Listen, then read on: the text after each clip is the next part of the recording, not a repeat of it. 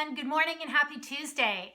Okay, so today is our final week of algebra. You've got algebra twice this week. You've got once today, which is going to be kind of like a practice test, putting it all together. And then on Friday, you've got your final assessment for algebra. So let's review and let's talk about a few things that you guys have done so that you know what's going to be on the putting it all together and on the final assessment. By the way, they are both going to be formatted and look fairly similar. They'll probably start out with some recursive questions, some explicit questions, graphing questions, etc. So both of them are going to look very, very similar, but I do recommend that you read the question carefully, please. Now, the putting it all together that you're getting today is, like I said, it's a practice test. It's up to you whether you do it or not, whether you want to make sure that you know everything for the final assessment. So I'm not going to be marking it. You can hand it in to me if you'd like, but I'm not even going to take a look at it. It's up to you to finish it to know if you need to practice. Secondly, if you're looking at this practice test today and you're going, oh my God, I totally don't get this. I don't know what to do. Today is a perfect day for you to call and make a meet with me. Please, I'm asking you very kindly, if you don't get it, email me, set up a meet. And do yourself a favor, know that I'm going to check my email very, very frequently, so not to run away from your computer. Don't email me at 11 o'clock and go, can we schedule a meet for today? And then not check your computer again until 2. Because probably by 11:15, I will have gotten back to you and said, of course, what time works for you? And then I'm gonna be waiting all day. So make sure you email me and stay close to your computer so that you can get my response. So I've made a list of some things that are going to be on your final assessment. Number one, recursive patterns. Very easy. You've been doing them since Mr. Martinowski taught them to you. Start at 5 and add 2 each time. The second is explicit pattern rules. They're the ones where you need to develop a table of values that shows the relationship between term number and term value.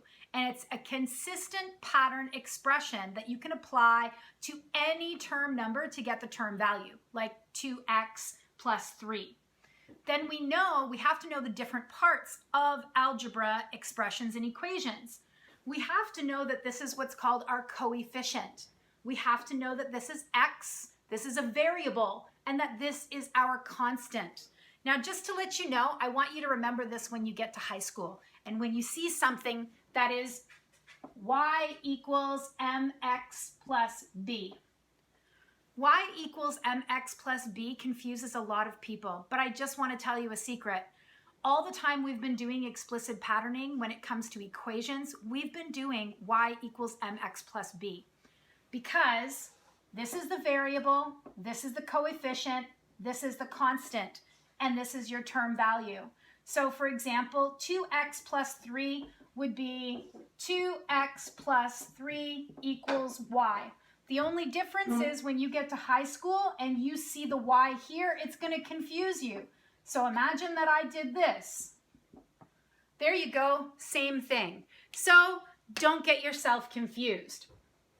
So again, that was me just getting a little bit off topic, but we are going to do explicit patterns. We do have to recognize variables. We did graphing of explicit patterns where we have to do a table of values.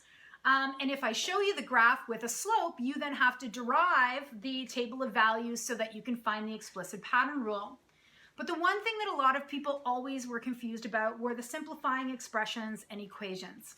Okay, 5x plus 3x minus 2x. Well, I have 5 apples, I add 3 apples. I now have 8 apples.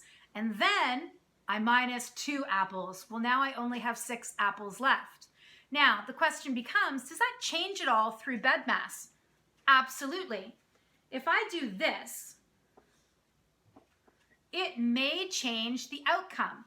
For example, I would have to do 3x minus 2x first, which would end up giving me 1x. 5x plus 1x still equals 6x. So in this case, it does not change. However, it would change if we had a multiplication or a division symbol in there. This is the one that really confused a lot of people with simplifying.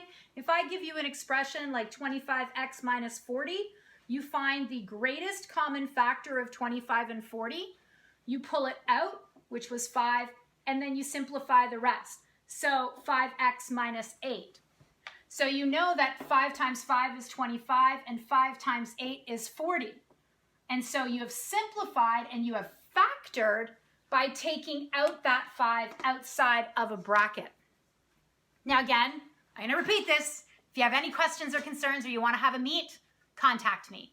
Okay? Good luck with the putting it all together practice test today, and hopefully you'll all do well on Friday too. Don't forget, tomorrow we also have our geography meets, and I'll talk to you then. Okay, bye.